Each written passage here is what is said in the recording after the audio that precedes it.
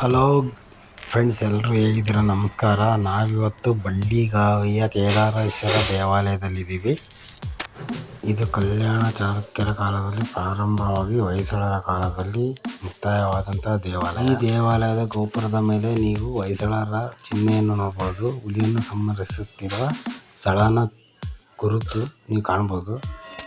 ಇಲ್ಲಿ ಸುಮಾರು 44 ಕಂಬಗಳಿರುವಂತಹ ತೆರೆದ ಮಂಟಪ ಅಂದರೆ ಓಪನ್ ಹಾಲು. ಬೃಹತ್ತಾದ ನಂದಿ ವಿಗ್ರಹ ನೋಡ್ಬೋದು. ಇದು ಗರ್ಭಗುಡಿಯ ಎದುರುಗಡೆ ಇದೆ.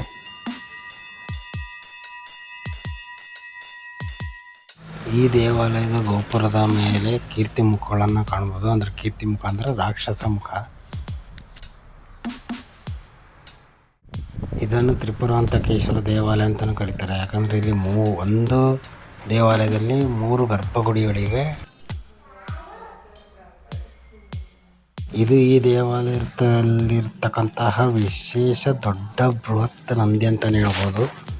ಇಲ್ಲಿರ್ತಕ್ಕಂಥ 44 ಕಂಬಗಳು ಸಹ ಬೇರೆ ಬೇರೆ ವಿನ್ಯಾಸದಲ್ಲಿವೆ, ಒಂದರಾಗಿ ಇನ್ನೊಂದಿಲ್ಲ. ಈ ಬಳ್ಳಿಗಾವಿಯ ವಿಶೇಷತೆ ಏನಂದರೆ ಅಲ್ಲಮ್ಮ ಪ್ರಭುಗಳ ಹುಟ್ಟೂರಾಗಿದೆ ಇದು.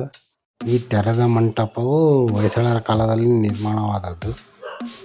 ಈ ಗರ್ಭಗುಡಿಯ ಎಡಭಾಗದಲ್ಲಿರೋದು ವಿಷ್ಣು, ಬಲಭಾಗದಲ್ಲಿ ಬ್ರಹ್ಮಲಿಂಗೇಶ್ವರ, ಮಧ್ಯಭಾಗದಲ್ಲಿರ್ತಕ್ಕಂಥದ್ದು ಕೇದಾರೇಶ್ವರ.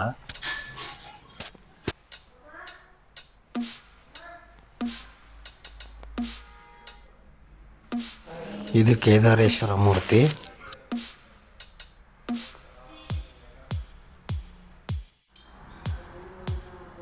ಇದು ಈ ದೇವಾಲಯದಲ್ಲಿರ್ತಕ್ಕಂತಹ ವಿಶೇಷ ದೊಡ್ಡ ಬೃಹತ್ ನಂದಿ ಅಂತಲೇ ಹೇಳ್ಬೋದು.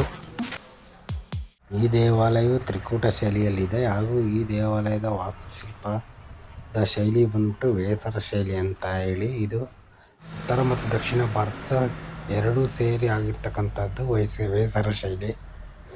ಈ ದೇವಾಲಯದ ಬಗ್ಗೆ ಸಣ್ಣದಾದ ಮಾಹಿತಿ ನಿಮಗೆಲ್ಲ ಇಷ್ಟ ಆಗಿದೆ ಅಂದ್ಕೊತೀನಿ. ದಯವಿಟ್ಟು ಈ ಕ್ಷೇತ್ರಕ್ಕೆ ಒಮ್ಮೆ ಭೇಟಿ ಕೊಡಿ.